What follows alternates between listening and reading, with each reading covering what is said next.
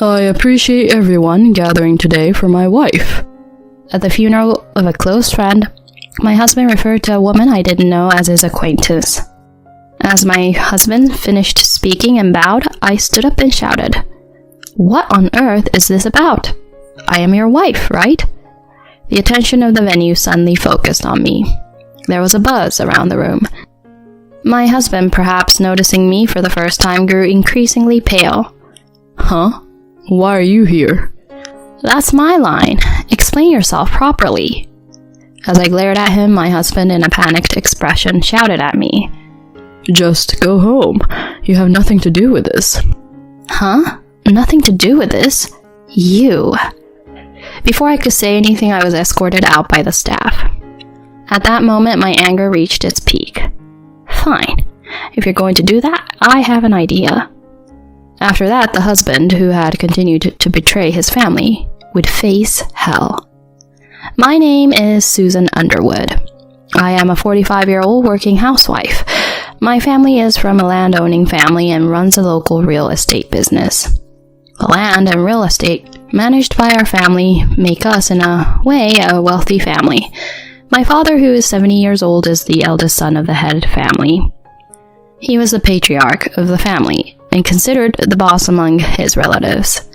He is a dignified but kind and gentle father to his children. And my mother is a gentle, laid-back housewife. I was born as their only daughter. After graduating from a women's university, I pursued my childhood dream of becoming an elementary school teacher. While my father seemed a bit disappointed that I didn't take over the family real estate business, he eventually blessed the path I chose. I remained single, dedicated to my teaching career into my late 20s. Although my concerned parents tried to set up arranged marriages several times, I continued to decline. It was during this time that I met Karen, who would later become my husband.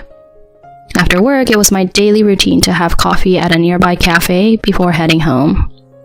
One day, as usual, I went to the cafe, and due to a sudden rain shower, all the seats were taken. As I was acquainted with the owner, he asked me to sit with him, and I agreed. Karen was sitting in front of me at the time.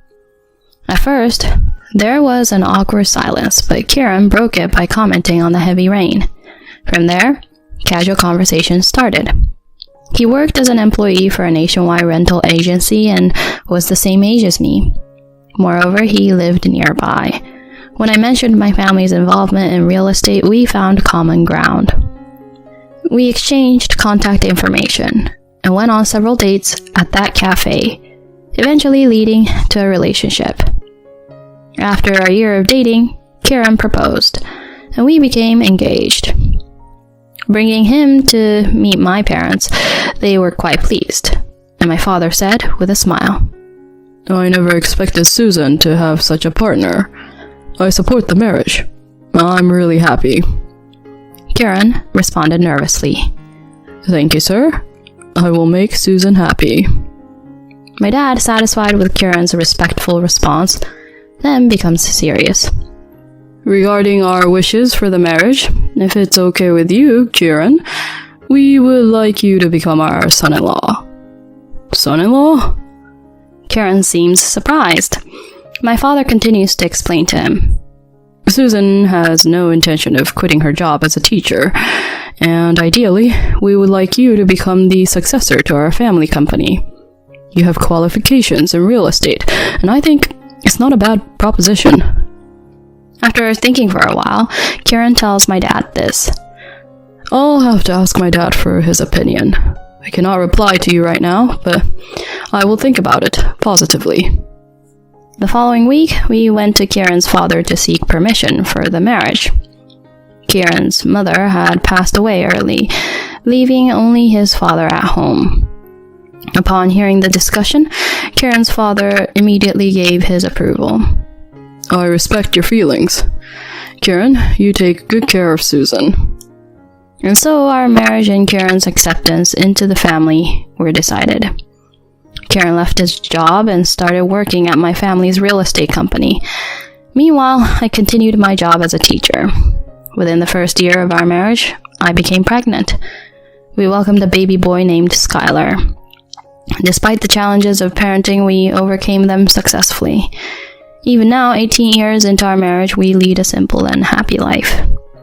The only source of dissatisfaction is Kieran's increasingly busy work schedule for the past 5 years. He works late on weekdays, and weekends are consistently occupied with meetings or seminars, keeping him away from home.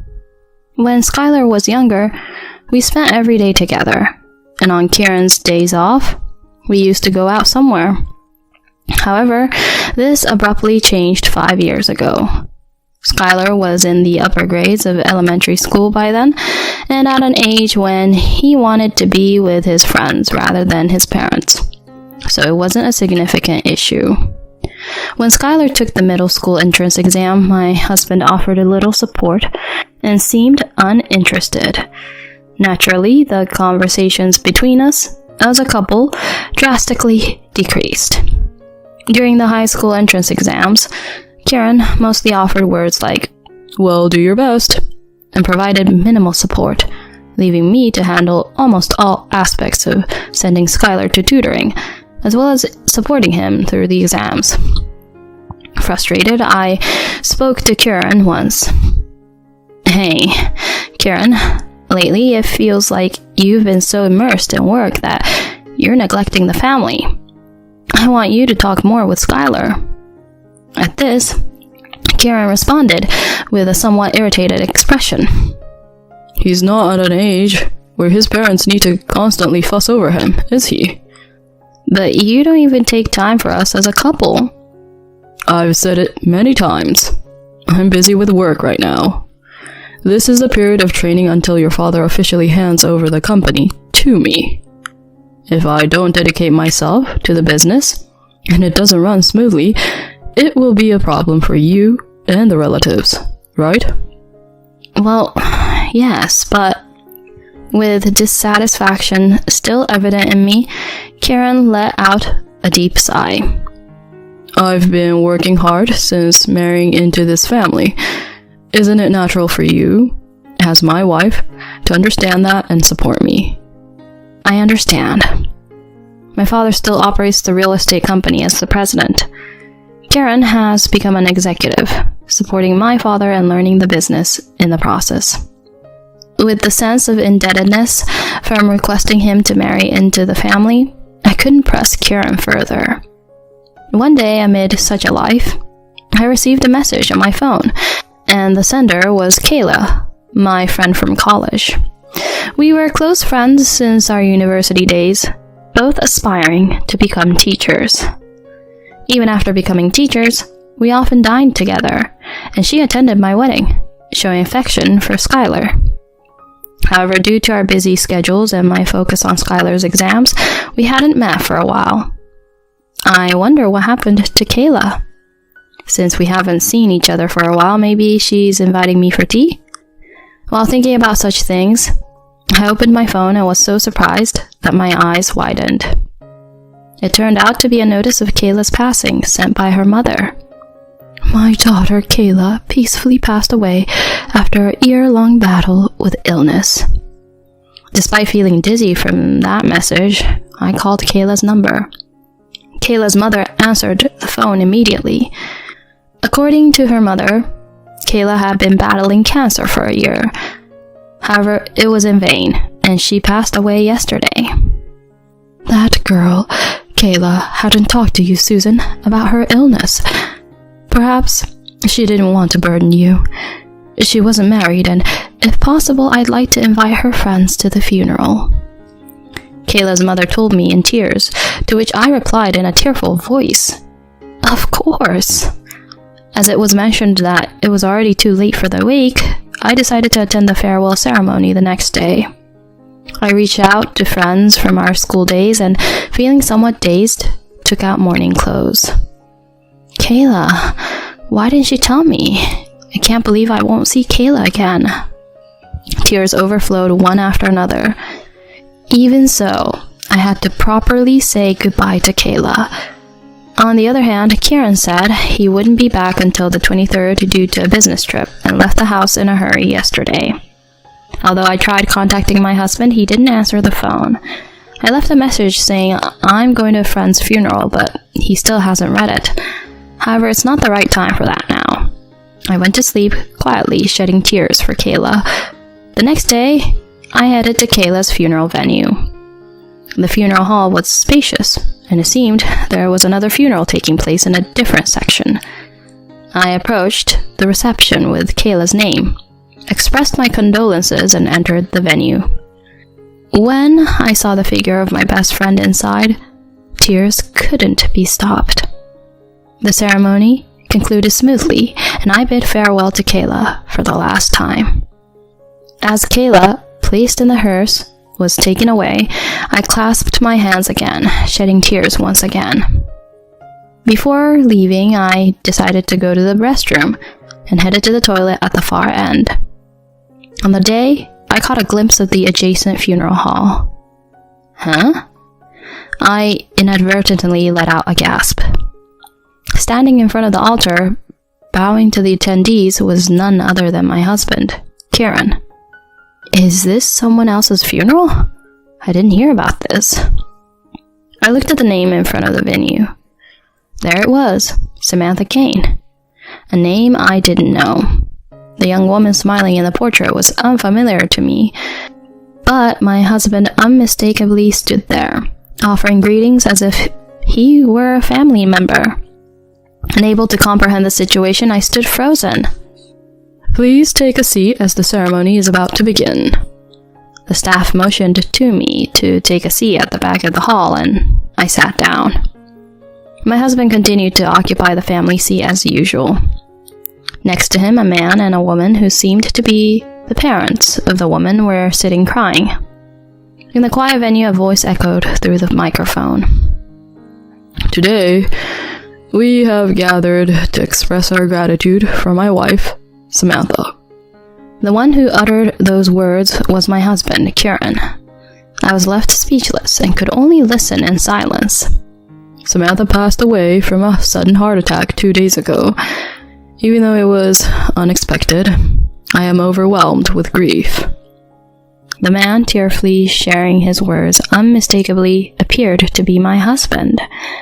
At that moment, I realized everything. This must be the funeral of Kieran's affair partner. And what is this about a wife? As Kieran finished speaking and lowered his head, I stood up and shouted, Kieran, what on earth is going on here? Am I not your wife? The attention of everyone in the venue shifted towards me. There was a buzz around the room. My husband, perhaps noticing me for the first time, grew increasingly pale. Huh? Why are you here? That's my line. Explain yourself properly. As I glared at him, my husband angrily yelled at me with a troubled expression. Just go home. You have nothing to do with this. Huh? Nothing to do with this? You... At that moment, Kieran spoke through the microphone. I apologize for the disturbance. She is my ex-girlfriend from the past who has been stalking me. She has some mental instability and tends to have extreme misunderstandings. What? I never thought she would appear at my wife's funeral. We will have her removed immediately, so please, rest assured. Staff, please. Before I could say anything, I was grabbed by the staff on both sides and dragged outside. The door closed in front of me, and a sense of despair overwhelmed me. At that moment, my anger reached its peak, betraying the family without a proper explanation, treating me like a stalker, and kicking me out. What on earth was he thinking? Fine, if that's the way it is, I have my own plans. 1 hour later, I stood with my arms crossed at the top back entrance, waiting for the right moment. The door opened, and the coffin was placed in the hearse. Kieran, crying, tried to get into the passenger seat of the hearse. I immediately rushed out and grabbed his arm. Huh? Are you still here? Kieran wore a look of shock. and the surrounding mourners also looked at me with confusion. Enough already. Explain properly in front of these people. Huh? I told you, you're my stalker ex-girlfriend. Steph, get this woman out of here quickly. At that moment, a low voice echoed. Who's the ex-girlfriend stalker here? Huh? Dad? Kieran turned pale rapidly. Behind me were my parents, father-in-law, and many relatives, all glaring at him with crossed arms. What the hell is this? You, who is supposed to be my husband, have been reported as the husband of a stranger. So I gathered everyone here to make the announcement. To all the relatives, too. Skylar is at school, by the way. Kieran finally seemed to give in, slumping to the ground. An elderly woman in mourning attire, likely Samantha's mother, confronted him. Hey, Kieran, you're Samantha's husband, right? What is going on here? The funeral attendees became unsettled, creating a commotion. You're Samantha's mother, aren't you? Would you mind having a conversation? I approached her and suggested we stop the hearse to talk inside the hall. Surrounded by a large extended family, his father, and my parents, Kieran was completely dwarfed and trembling. Ignoring Kieran, I explained the situation to Samantha's parents. Kieran and I got married 18 years ago and have a 16-year-old son. At that point, Samantha's parents began to speak as if abruptly leaving their seats. Kieran and Samantha got married 4 years ago. It seemed their relationship started when Samantha, a bookstore clerk, was approached by Kieran, a regular customer. When he expressed a desire to marry her, she initially opposed it, citing their age difference. However, upon realizing the genuine love between them, she eventually gave her approval. Due to Kieran's busy work schedule and frequent business trips, they could only meet on weekends, but Samantha appeared happy until she passed away due to a heart attack the day before yesterday. Having heard everything, I glared at Kieran. How about you confess with your own words soon? Kieran finally resigned himself. He confessed to hiding his marital status and having been in a relationship with Samantha for 5 years. However, he didn't want to relinquish his position as the heir to the real estate company, so he led a double life. I'm truly sorry, but this was just an affair. Please, forgive me. Kieran, on his knees, bowed deeply to my relatives. A figure approached him, my enraged father. What a foolish son. What have you done?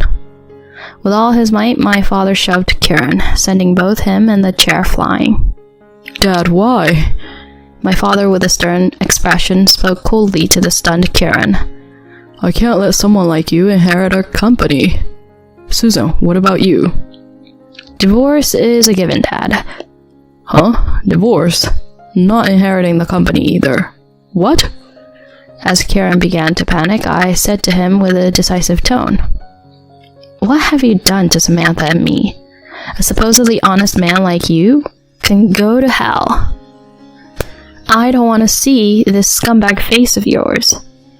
Condemned by a multitude of people, Kieran sat there like an empty shell. Later, Kieran and I got divorced. With the help of a lawyer, I successfully obtained alimony for the affair and child support. Kieran was also estranged from my father, who refused to acknowledge him as the heir to the real estate company. Facing lawsuits from Samantha's parents, he fell into a messy legal battle. Kieran lost everything: his home, his family, and his livelihood. He seems to have rolled into a difficult phase of life, working tirelessly like a workhorse for alimony and child support. Even hearing this, I feel no sympathy at all. I can only hope that Samantha's parents receive the fullest possible restitution. I, on the other hand, am back at home with my son Skylar and living a peaceful life. My father, who seemed downcast after losing his successor, appears to have regained motivation after Skylar encouraged him, saying, Once I graduate from college, I'll take over. My father is currently saying things like, I need to stay healthy until then. I look forward to Skylar's growth and a brighter life ahead.